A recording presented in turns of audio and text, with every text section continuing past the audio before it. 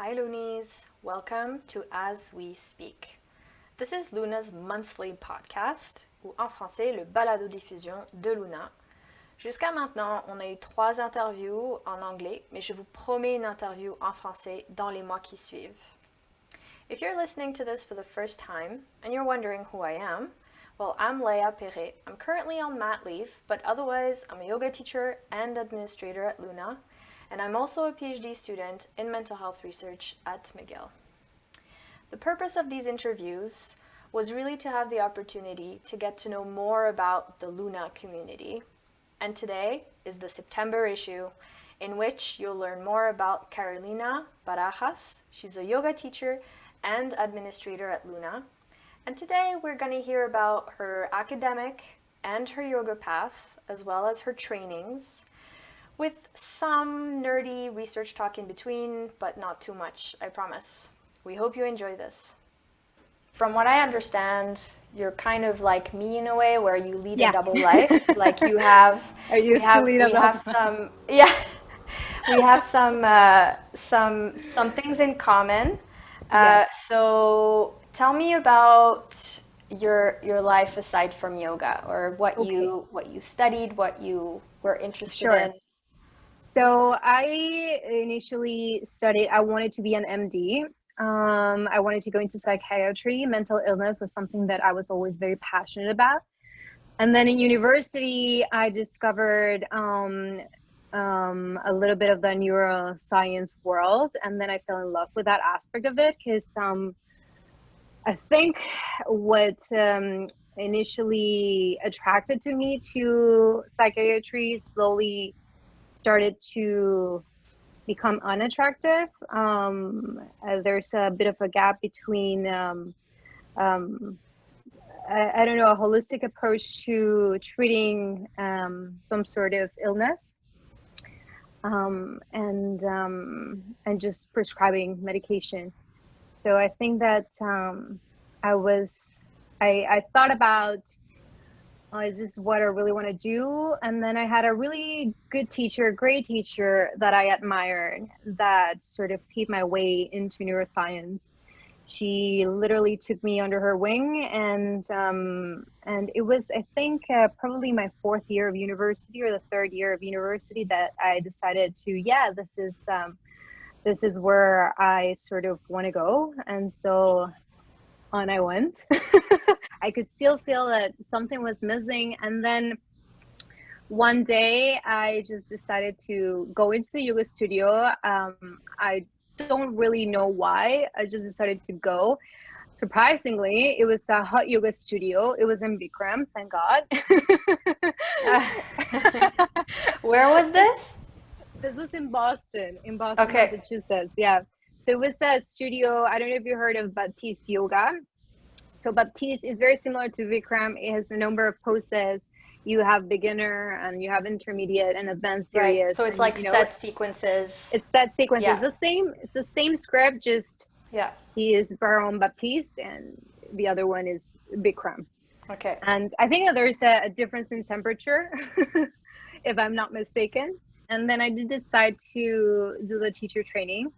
I did the teacher training after. So then it happened that I found a studio where I took a class with who would become one of my mentors. And this was not hot yoga, finally. It was just regular yoga. And it was just a regular vinyasa class. And I found a little bit of a glimpse of, oh, this is it. This is where I should start. When I did my first yoga training, I thought it would be so easy to teach yoga. I don't know if it happened to you at the same time. I was like, yeah, it's going to be so easy. I don't think I ever thought that. I thought, this is going to be so easy. You made it look so simple. I mean, you go to some class. They do. It's true. When you go to a yoga class, you're like, yeah, it's true. Sometimes like, oh, what's the big deal? You're just, giving instructions, but you're actually paying attention to a lot more things than just giving instructions. Yeah. Yeah, and then I remember vaguely somebody like my teachers, my mentors at the time telling me that it was hard. And I was like, yeah, but you do it. So why should it, why should it be super hard? And then when I did it for the first time, I was like, oh yeah, this is hardcore. This is very challenging. Like Yeah, but going into you came in to, I guess you did the teacher training though, from what I'm hearing, and yeah, correct me if I'm wrong, but it sounds like you were already picturing yourself teaching, whereas I know a lot of yeah, people, and including yeah, myself, I wasn't sure that teaching was something I wanted to do, yeah, but I knew I wanted to do the training because I wanted to deepen my practice and just learn more about yoga that we get a glimpse of during yoga yeah, classes, but we don't really go into it super right. deeply, and I just wanted to know more. But you Yeah. wanted to teach. That's I something you, wanted to try it out. Yeah, I yeah. definitely wanted to try it out. I didn't know at that time that it was going to be something that I wanted to embrace full on. And then slowly or abruptly, I started moving forward towards that point. Abruptly, because there was a point where I was like, yeah, no, I don't want to do this anymore. I don't want to do research. I don't want to do academia anymore. I quit this. Like, this is not for me. I want to go full on to the other side. And funny enough, now I'm like, maybe I should go back a little bit and then merge both. Yeah, I feel like so yeah, for those who don't know, so I'm currently in research, and I'm doing my PhD, and I can definitely relate to what you're describing, as I had that moment many times over. Not so much during my PhD, because that during the PhD was really a choice, a conscious choice that I made. But Yeah, during my master's, I definitely had moments where I was like, why am I doing this? yeah, yeah, Because likewise.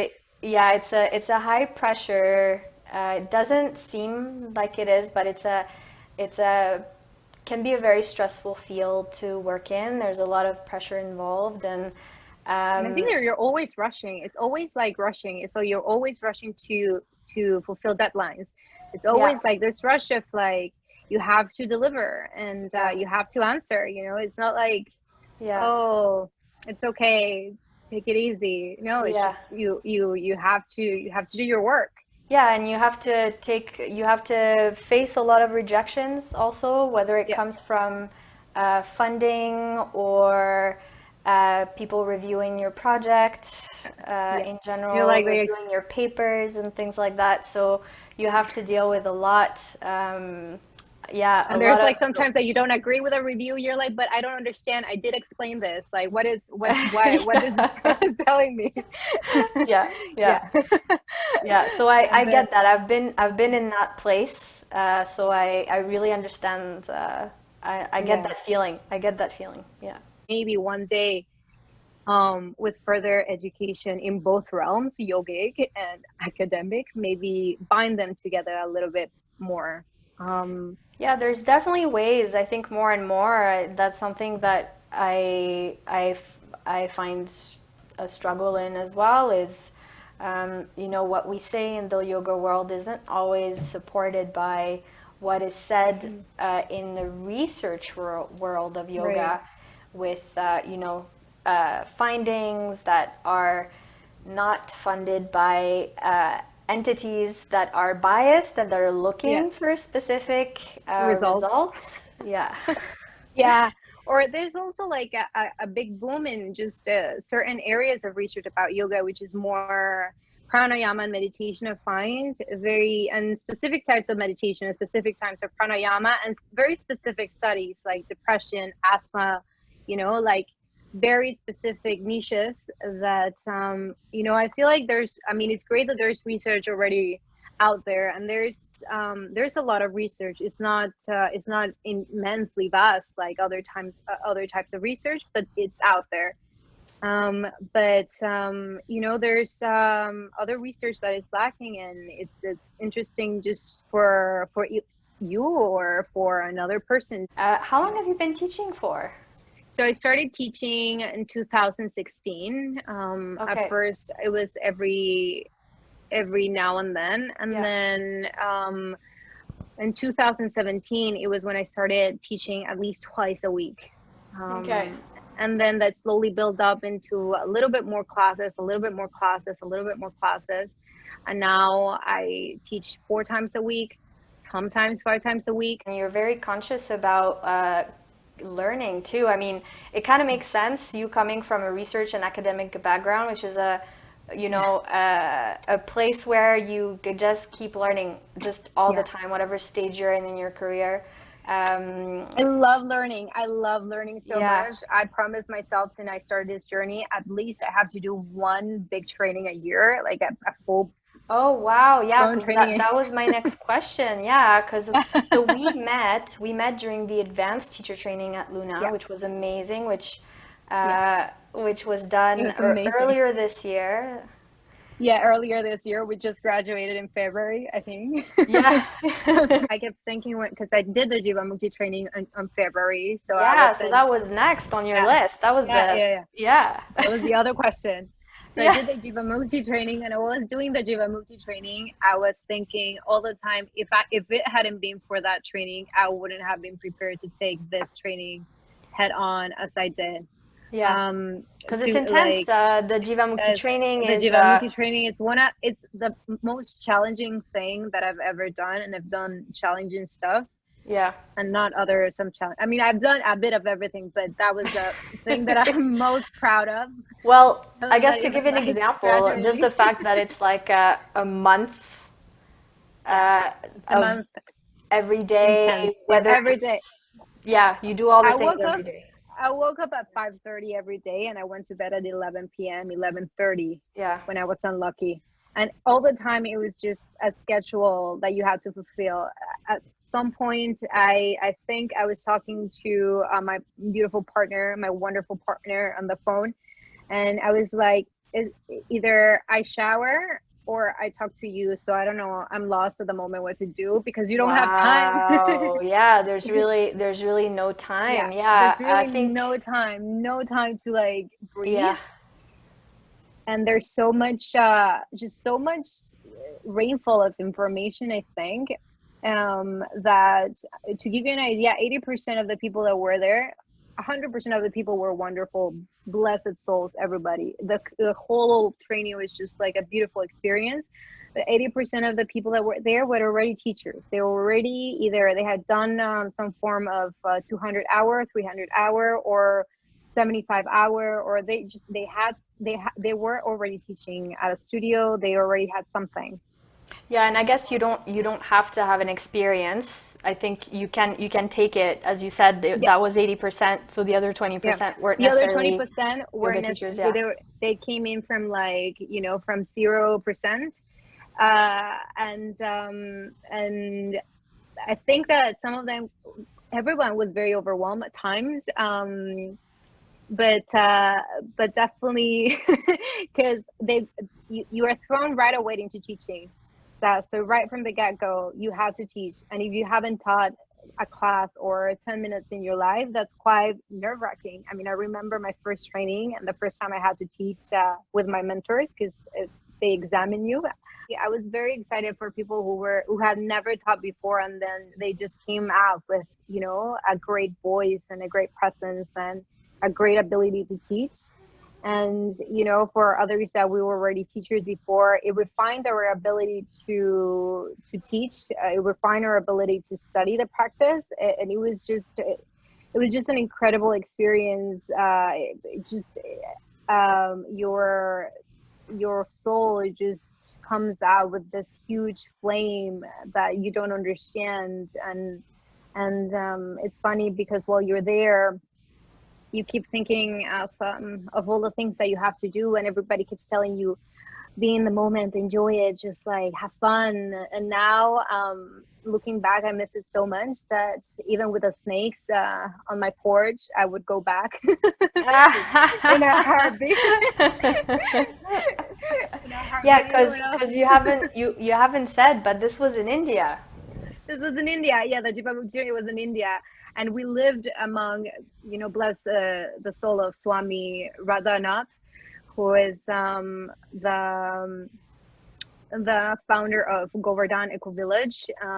He has, a whole sanctuary for animals, cows, donkeys, horses, goats. I'm not sure if he has chickens, but it's a So whole just stupid question, were the snakes sanctuary snakes or no, they were not just center.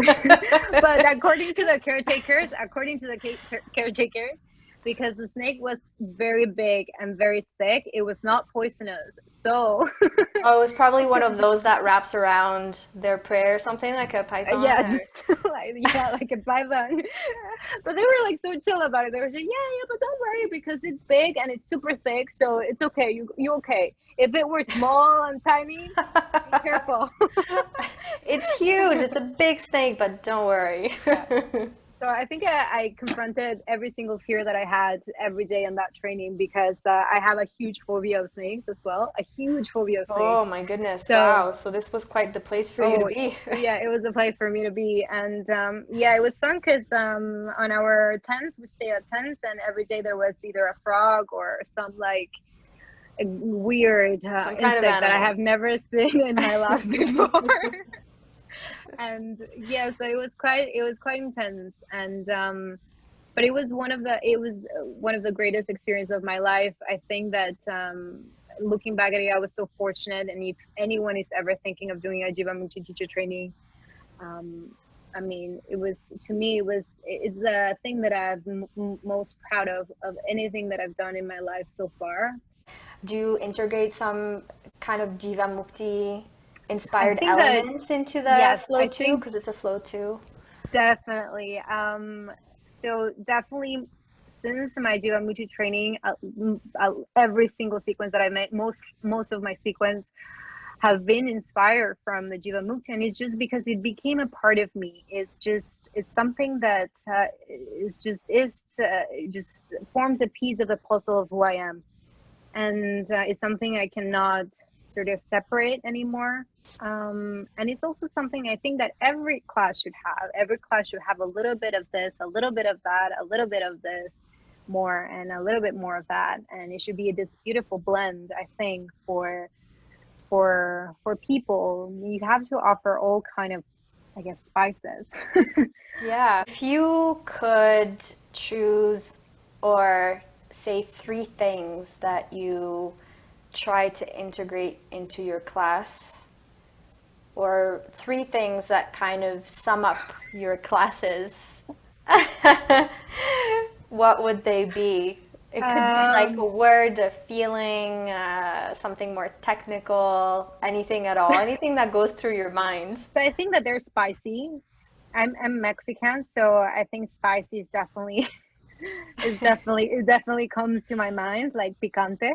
That's the word for spicy in Spanish. How do you say it in French? It's what do you say hot in French? Like spicy épicé? No, French, like épicé. épicé, yeah, épicé, because Épicé, no? épicé can be like hot, but it can also be just Bien spicy in terms of spicy. with Yeah. spices. Yeah, yeah. Yeah.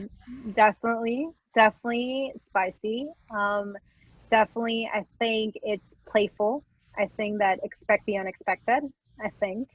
You Sometimes try I like to. to, yeah, Yeah. I try to sneak up on people, like, oh, and we're gonna go into handstands now, like, like just like super sneakily, like whatever, it's no big deal.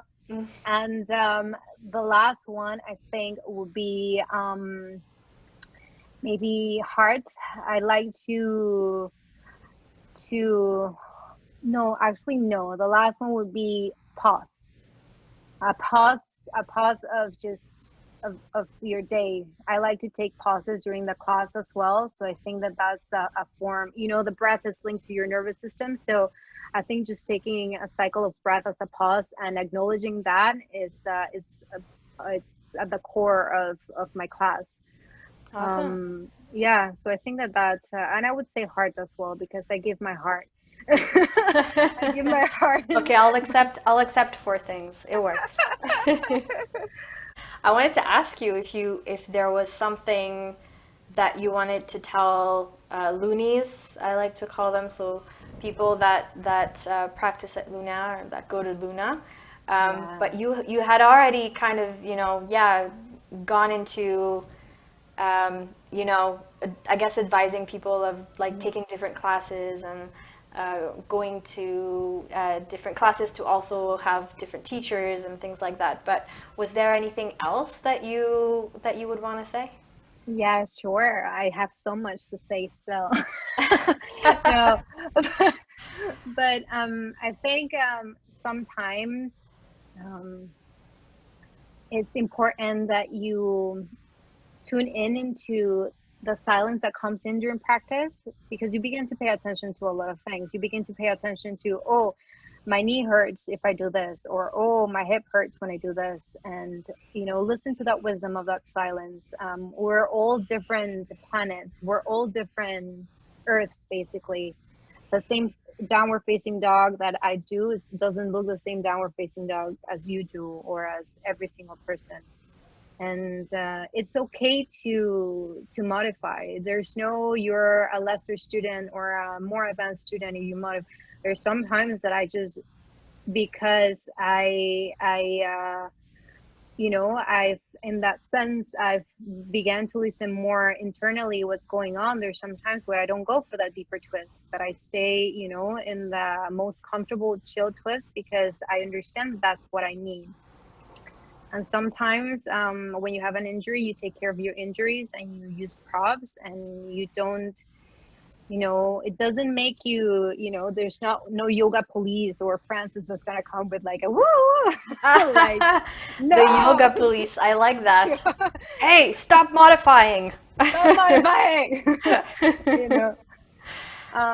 There's no yoga police that is going to come and get you. I think that's super important. I didn't understand that until way, way later in my practice. It was something that I always listened to, but I never fully acknowledged as a part of my practice. And since I started acknowledging that, my practice blossomed in so many different ways. I was able to go deeper. I was able to get stronger. I was able to, lean into the impossibility of just balancing on my hands. And that wouldn't have happened if I hadn't begun listening to what was going on and what felt right and what didn't feel right. And that's different for everybody. Everybody is different. We're all very individual in our way, in the ways that we move, in the ways that our body are made from. We all have different genes. We all think differently. We had different stories, but what we can connect is with breath. And if you listen to the breath, you start finding your way to that, your ability to listen inwards. So that would be another tip that I could give today, Yeah. if I you want think to take it. I think it's awesome. Like I like this idea of just there being no yoga police Yeah, in general, because yeah, in a yoga class you feel like you can feel some pressure sometimes, and sometimes it's just because people are around you, right? So you're just like there's a part of you, the ego, that's like I'm gonna go as deep as I can, you know. the more that you begin to find quietness in your breath, the more that you begin to attune to that ability of yourself of saying, today is the day to go in deeper, and today is not the day to go deeper. Today I stay here, Yeah, yeah, for sure, for sure. but That's but that's but that's it's great advice. it's always a practice. I hope you enjoyed my talk with Carolina. We wanted to recommend a video. It's a 5-minute TED Ed video about what research shows about, and that's the title that you can search, what yoga does to your body and brain. It's a really concise and clear summary that we both really enjoyed. And after our talk, Carolina actually enrolled in the neuroscience program.